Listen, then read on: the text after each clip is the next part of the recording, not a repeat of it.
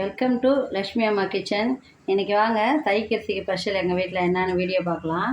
பருப்பு பாயசம் பண்ணலான்னு இருக்கேங்க. ஒரு பவுலில் 250 கிராம் பருப்பு, பச்சை பயிறு பருப்பு, பாசி பருப்பு வச்சுருக்கேன்.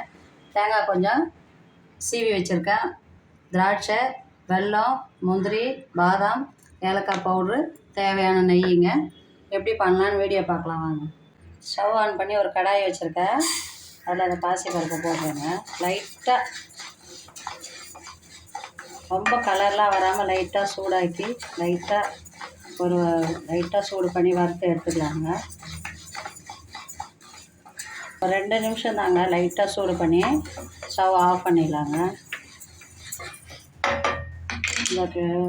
இதை மாற்றி தேவையான தண்ணி ஊற்றி, தேவையான அளவு தண்ணி ஊற்றி பாசி பருப்பை நல்லா குழைய வேக வச்சுக்கலாங்க.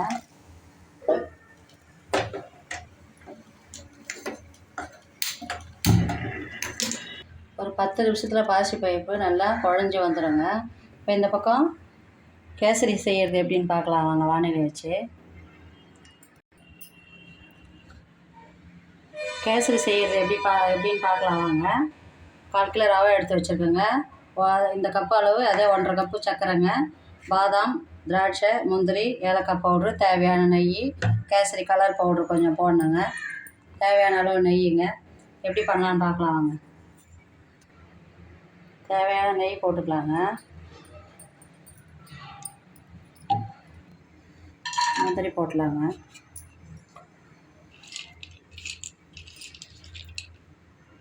பாதாம் ஆப்ஷன் தாங்க, வேணுன்றவங்க போட்டுக்குங்க. பசங்க சாப்பிடுவாங்க எங்கள் வீட்டில், அதனால் பாதாம் பால் போடுறோங்க.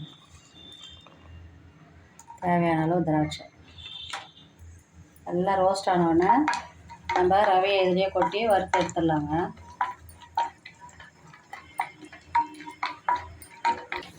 எல்லாம் ரோஸ்ட் ஆகிடுச்சிங்க. இந்த டைமில் ரவையை கொட்டிடலாங்க.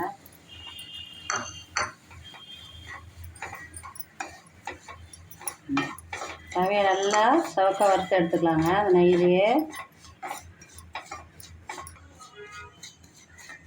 நல்லா வறந்து வந்துடுச்சிங்க ரவை. இந்த ஸ்டேஜில் ஆஃப் பண்ணிவிட்டு ஒரு கிணத்துக்கு மாற்றிடலாங்க. எடுத்துக்கலாம். கடாயில் தண்ணி ஊற்றி வச்சுருந்தாங்க. கேசரி கலரை லைட்டாக கேசரி பவுட்ரு கலருக்காக போட்டுக்கிறேங்க. அந்த ரவையை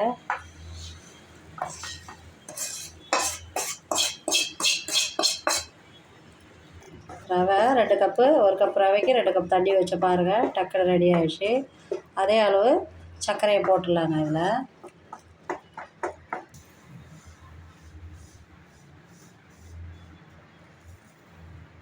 கொஞ்சமாக ஒரு 1/4 கப்,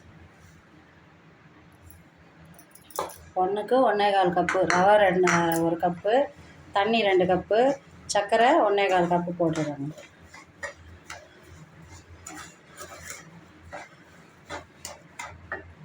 கொஞ்சமாக ஏலக்காய் பவுடருங்க. சர்க்கரையில் போட்டு அரைச்சி வச்சுருக்கேன். ஏலக்காய் வாசனையாக இருக்குங்க.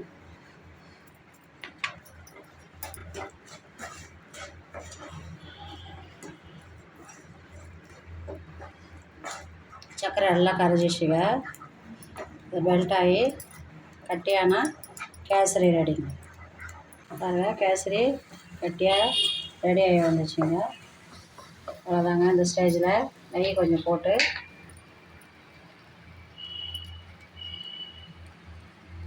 கொஞ்சம் நெய் போட்டு இறக்கிடலாங்க.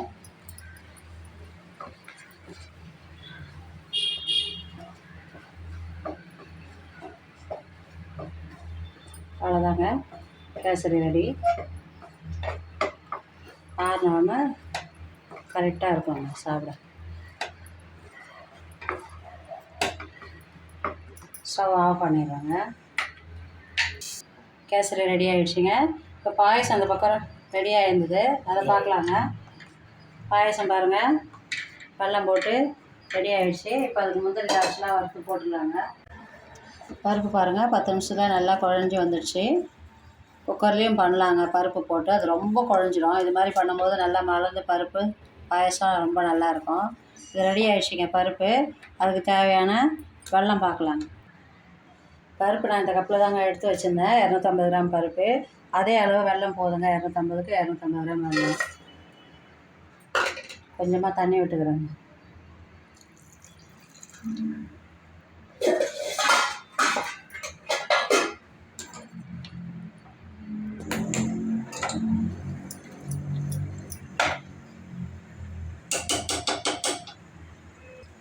இதெல்லாம் கரைஞ்சி வரணுங்க. கரைஞ்சி வந்தோடனே நம்ம ஃபில்ட்ரு வச்சு மண்ணெல்லாம் வடிகட்டி இதை பாயசத்தில் ஊற்றிடலாங்க. இப்போ கரையிட்டங்க. அதுக்குள்ளே நான் கேசரிக்கு ரவை வறுத்து வச்சுருந்தேன். கேசரி எப்படி பண்ணுறதுன்னு பார்க்கலாங்க. ரவை வறுத்து வச்சு வேறு ஃபேனில் மாற்றிட்டேங்க. இந்த பவுலில் தான் ரவை எடுத்திருந்தேன். அதே அளவு 2 பவுல் தண்ணி விட்டுக்கிறேங்க. 1க்கு 2 தண்ணி கேசரிக்கு கரெக்டாக இருக்குங்க. நல்லா கொதிக்கிட்டேங்க. அது வெள்ளம் நல்லா கொதிச்சிச்சுங்க. பாகு பதெல்லாம் வரணும்னு அவசியம் இல்லை. கரைஞ்சி நல்லா கொதிச்சிச்சு.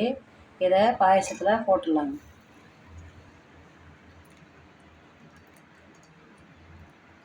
வடெல்லாம் இல்லாமல் வெள்ளத்தில் மண் கல் எல்லாம் இருக்குன்றதுக்காக.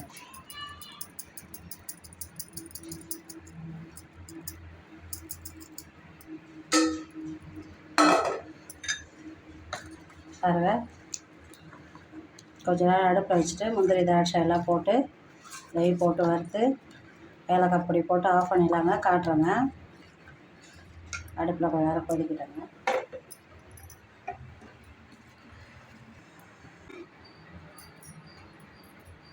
காட்டுங்க. கொஞ்சமாக நெய் விட்டுக்கிறேங்க.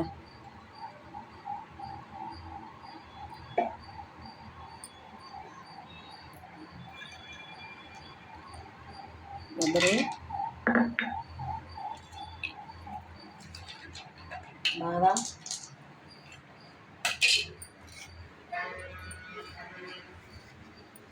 திராட்சை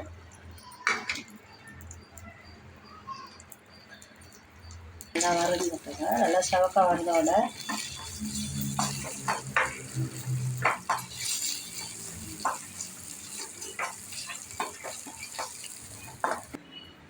ஏலக்காய் பவுடர் போட்டுக்கிறேன். நல்லா வறுந்து ரெடி ஆகிடுச்சிங்க.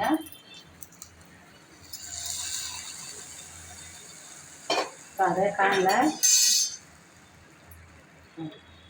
ஃபேனில் கொஞ்சமாக தேங்காய் நான் சீவி எடுத்து வச்சுருக்கேங்க. அதை போட்டு வறுத்து பாயசத்தில் போட்டுடலாங்க.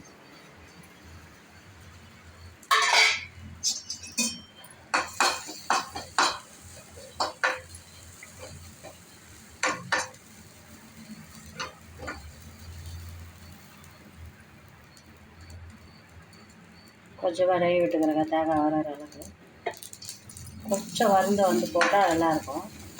சிறுதாக இது மாதிரி பொடிசாக கட் பண்ணி எடுத்து வச்சுக்கோங்க. பாயசத்தில் போட குடிக்கும்போது வாயில் தட்டுப்படும் போது அது தேங்காயோட அது பருப்பு பாயசம் ரொம்ப நல்லா இருக்குங்க.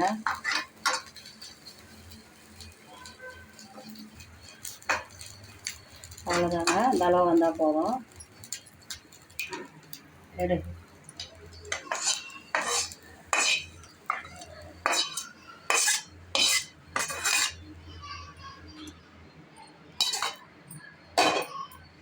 நல்ல ஒரு பருப்பு பாயசம் ரெடிங்க. அடுத்தது நம்ம பருப்பு ஒரு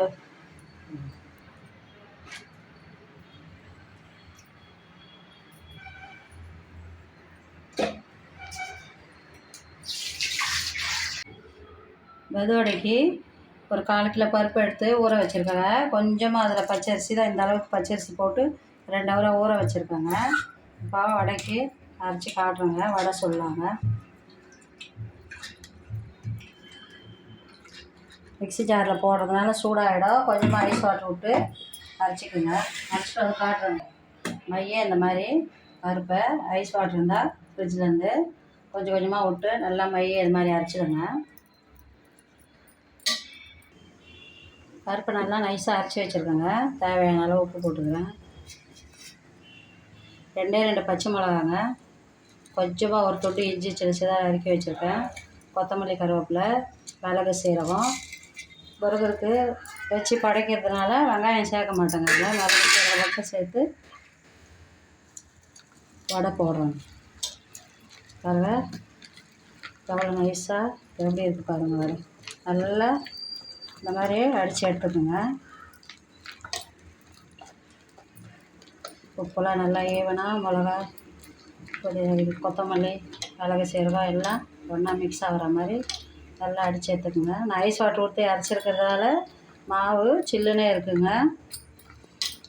இதில் பருப்பை ஊற வச்சுட்டு திருப்பி 1 ஹவர் ஃப்ரிட்ஜில் வச்சு எடுத்து சுட்டால் கூட வடை நல்லா சாஃப்டாக சூப்பராக இருக்குங்க. அப்படியும் பண்ணலாங்க.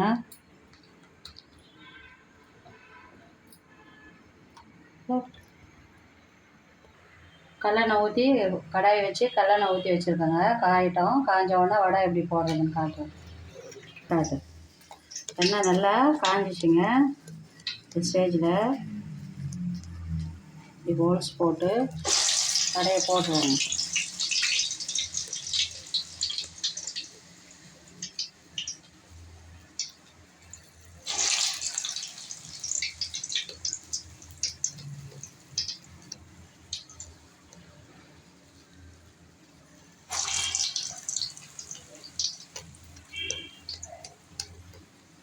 வடையாகவும் தட்டி போடலாங்க.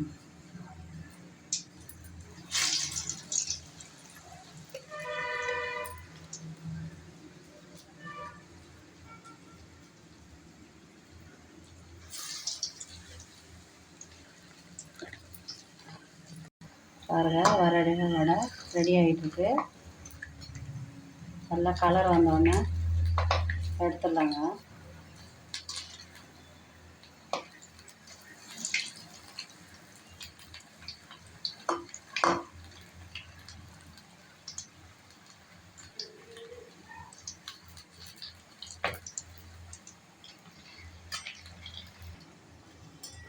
வடை நல்லா சவுண்டு கலர் வந்துச்சு பாருங்கள். நல்லா புசு புசுன்னு பொங்கி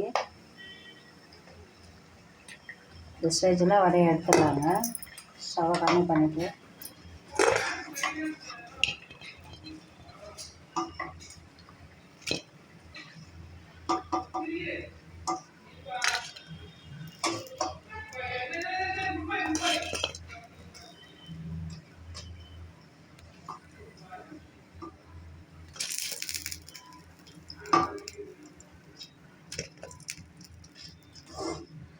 அடுத்தது எல்லா வடையும் போட்டு இது மாதிரி காட்டுறேன் பாருங்கள்.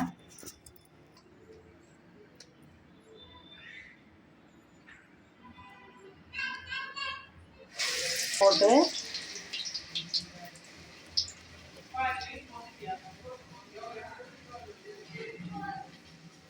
வடையாக போட்டு எடுத்துடலாங்க. எடுத்துகிட்டு காட்டுறேன். எல்லா வடையும் இது மாதிரி போட்டு எடுத்துட்டேங்க. எங்கள் வீட்டு இன்றைக்கி தை கிருத்திகை ஸ்பெஷல். ஏற்கனவே நான் சாம்பார் சாதம், தயிர் சாதம், 2-3 வகையான பொரியல் எல்லாம் ரெடி பண்ணி வச்சுருக்கேங்க. எப்படி பரிமாறலான்னு காட்டுறேங்க. இலை வச்சு சாதம் வச்சுருக்கேங்க. ஏற்கனவே ரெடி பண்ணி வச்சுருந்த சாதம், சாம்பார்,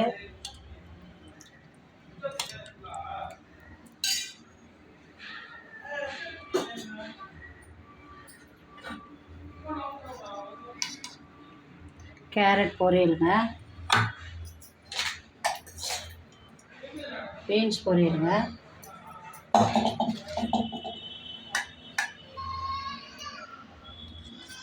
உருளைக்கிழங்கு வறுவலுங்க,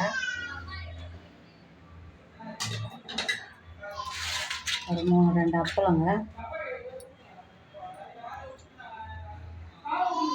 கேசரிங்க, பருப்பு பாயசங்க,